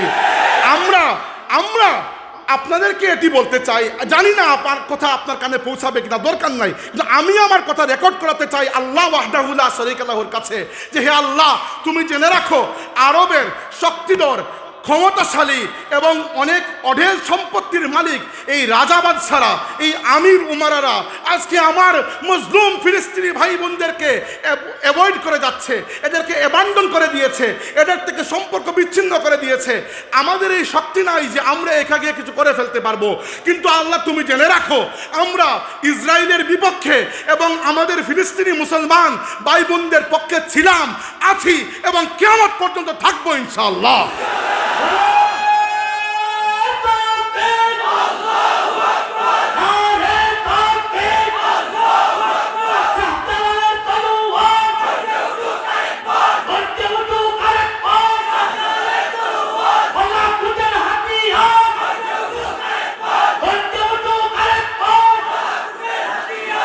সম্মানিত হাজিরিন, আর বাংলাদেশের ব্যাপারে যে কথাগুলো বললাম, সেখানে আমাদের করণীয় হচ্ছে মুসা আলাইহিস সালামের মতো, অর্থাৎ আমরাও কোনো একজন হারুনকে সাথে নিয়ে বেরিয়ে পড়ব। আমরাও এটি দেখব না যে আমরা ফেরাউনকে পরাজিত করতে পারি কিনা, আমরা এটি দেখব যে ইন্নানি মাআকুমা আসমাউ আরা। তোমাদের পেছনে হয়তো আমেরিকা আছে, তোমাদের পেছনে হয়তো ভারতের মদদ আছে, তোমাদের পেছনে হয়তো ইউরোপীয় ইউনিয়নের মদদ আছে, আমাদের পেছনে আল্লাহ তাবারক ওয়া তাআলা রয়েছেন। অতএব আপনাদের কাছে আমি আবেদন করতে চাই, ইয়া ইবাদাল্লাহ, আল্লাহর সেই বান্দা হন যে আল্লাহর জন্য কিছু চেষ্টা করে। আপনি যদি আল্লাহর দিকে এক কদম এগিয়ে যান, তাবারাকা ওয়া তাআলা 10 কদম আপনার দিকে এগিয়ে আসবেন। আপনারা সেই উম্মত হবেন না, ইয়া ইবাদাল্লাহ, সেই উম্মত হবেন না যারা হতাশ হয়ে বসে থাকে আর কিছু করে না। সেই উম্মত হন যারা নড়তে পারে, নাড়াতে পারে। আল্লাহ তাবারাকা ওয়া তাআলা সেই মানুষগুলোকে ভাগ্য পরিবর্তন করে দেন যারা নিজের ভাগ্য পরিবর্তনের চেষ্টা করে। অতএব হে ইয়া ইবাদাল্লাহ, হে আল্লাহর বান্দারা, আপনার শক্তিকে কাজে লাগান। একটু জানুন আপনার শক্তি কি। আপনার সামনে যদি মাইক থাকে, আপনার শক্তি হচ্ছে এই মাইক। আপনার হাতে যদি সোশ্যাল মিডিয়া থাকে, এইটা আপনার শক্তি। আপনার কাছে একটু টাকা পয়সা থাকলে এইটা আপনার শক্তি। আপনার অফিসে যদি আপনি একজন গণ্যমান্য মানুষ হন, মানুষ আপনাকে বিশ্বাস করে, এই অফিসের মানুষদের উপর আপনি জিম্মাদার। যেখানে আছেন, যে অবস্থায় আছেন, যে কোনো ইসলাম বিরোধী কার্যক্রম আপনি দেখবেন, এর বিরুদ্ধে আপনার ছোট্ট আওয়াজটি তুলে দেবেন। এই ছোট্ট ছোট্ট আওয়াজগুলো একসময় বিশাল বড় আওয়াজ হয়, এগুলো দুনিয়াতে পরিবর্তন করে। আজকে আপনি জানেন না, কিছুদিন পরে আমেরিকার নির্বাচনের একটা বিশাল বড় মাথা ব্যথা হচ্ছে যে আমেরিকার এত মুসলমান সাথে খ্রিস্টানদেরকে সাথে নিয়ে ইসরায়েলের বিরুদ্ধে দাঁড়িয়ে গেছে ফিলিস্তিনের পক্ষে, আর আমেরিকার সরকার ইসরায়েলের পক্ষে, ফিলিস্তিনের বিপক্ষে। তারা বুঝতে পারছে না যে তারা এখন কি করবে। এটি মুসলমানদের এই ছোট ছোট Facebook post, repost, comment, like, sharing, এইগুলোর পরিণাম যে বিশ্ব জনমতকে আমরা বুঝিয়ে দিয়েছি যে আমরা হামাসের পক্ষে, ইসরায়েলের পক্ষে, ইসরায়েলের বিপক্ষে, ইসলামী প্রতিরোধের পক্ষে। এবং আমরা জানিয়ে দিয়েছি যে হামাস কোনো টেররিস্ট অর্গানাইজেশন নয়, এটি একটি মুক্তিযোদ্ধা সংগঠন এবং এটি ইসলামী প্রতিরোধ আন্দোলন। আমরা এর পক্ষে আছি। ইয়া ইবাদাল্লাহ, আল্লাহর জন্য আপনি উঠে দাঁড়ান, আপনার যৎসামান্য শক্তিকে কাজে লাগান। আপনার এই শক্তির দিকে আল্লাহর বান্দারা তাকিয়ে আছে। যখন আমরা আমাদের শক্তি বুঝতে পারবো, এই পৃথিবীতে আমাদেরকে দমানোর কেউ নাই। আজকে আমাদের বাবরি মসজিদকে ভেঙে রাম মন্দির বানানো হয়েছে। আমরা কোনো মন্দির ভাঙতে চাই না, এর বিনিময়ে আমরা পুরো জমিনকে মসজিদ বানিয়ে দেবো ইনশাআল্লাহ।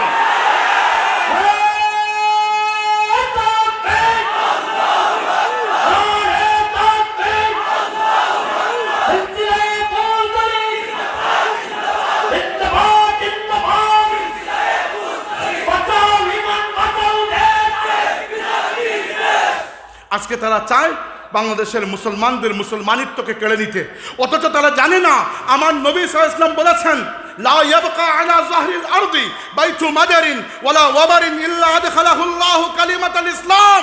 এই দুনিয়ার বুকে কোনো ইটের তৈরি পাকা ঘর কিংবা কাপড়ের পশমের তৈরি তাবু বাকি থাকবে না, দুনিয়ার বুকে কোনো ঘর বাকি থাকবে না, এই ব্যতীত যে একদিন না একদিন আল্লাহ সেখানে ইসলামকে প্রবেশ করাবেন। আল্লাহর রাসূল বলেছেন, লায়াবলুগান্না হাযাল আমর মা বালাগাল লাইলু ওয়ান নাহার। আমার এই ইসলাম সেই সকল জায়গা পর্যন্ত পৌঁছে যাবে যেখানে রাত ও দিন পৌঁছে যায়। এই দায়িত্ব আমাদের উপর। কিয়ামতের দিন আল্লাহ কখনো আপনাকে জিজ্ঞেস করবেন না যে আপনি থাকতে কেন বাংলাদেশের বইয়ের মধ্যে এগুলো ঢুকানো হলো না। আপনি বলবেন আল্লাহ আমার এত শক্তি ছিল না। আল্লাহ আপনাকে এটি জিজ্ঞেস করবেন, হে আমার বান্দা, তোমাকে যতটুকু শক্তি দিয়েছিলাম সেই শক্তি দিয়ে তুমি কতটুকু কাজ করেছো। অতএব হে আল্লাহর বান্দারা, ইয়া ইবাদাল্লাহ, উঠুন, জাগ্রত হন, আল্লাহর দ্বীনের পাহারাদার হন। মুভ ইয়া ইবাদাল্লাহ, মুভ। আল্লাহর জন্য আপনারা মুভ করুন, মোবিলাইজ করুন। এবং এই শক্তিকে যদি কাজে লাগাই, আগামীর বিশ্ব আমাদের। নয়তো আমাদের জন্য ভয় আছে, এই সমাজকে নষ্ট করার পায়তারা হচ্ছে, আমাদের দেশকে নষ্ট করার পায়তারা হচ্ছে, মুসলমানদের আকীদা বিশ্বাসকে নষ্ট করার পায়তারা হচ্ছে। এই সব কিছু থেকে বাঁচার একটাই উপায় হচ্ছে আমার নিজের সর্বোচ্চ শক্তি থেকে আমার নিজের জায়গায় আমি উঠে দাঁড়াবো এবং আমি ওই জায়গায় আল্লাহর দ্বীনের একজন পাহারাদার হব। আমরা এতে রাজি আছি কিনা? আল্লাহ তাবারাকা ওয়া তাআলা আমাদেরকে কবুল করুন, আমাদেরকে এই শক্তি দিন। আল্লাহ আমাদেরকে তার দিনের পথে রাখুন। আল্লাহ আমাদের জীবনকে তার দিনের জন্য উৎসর্গ করে দিন। আল্লাহ যেন আমাদের হাড্ডি ভেঙে সেই হাড্ডির সাথে রক্ত মিশিয়েও যদি ইসলামের কোনো সামান্যতম খেদমত হয়, আল্লাহ তাবারাকা ওয়া তাআলা যেন আমাদের জীবনকে আল্লাহর দিনের এই ছোট্ট খেদমতের জন্য কবুল করুন। আকুলু কওলি হাযা ওয়া আস্তাগফিরুল্লাহ লি ওয়া লাকুম ওয়া লিসাইরিল মুসলিমিনা ওয়া তুবু ইলাইহি ফাস্তাগফিরুহু ইন্নাহু তাআলা হুয়াল গফুরুর রহিম। আসসালামু আলাইকুম ওয়া রাহমাতুল্লাহ।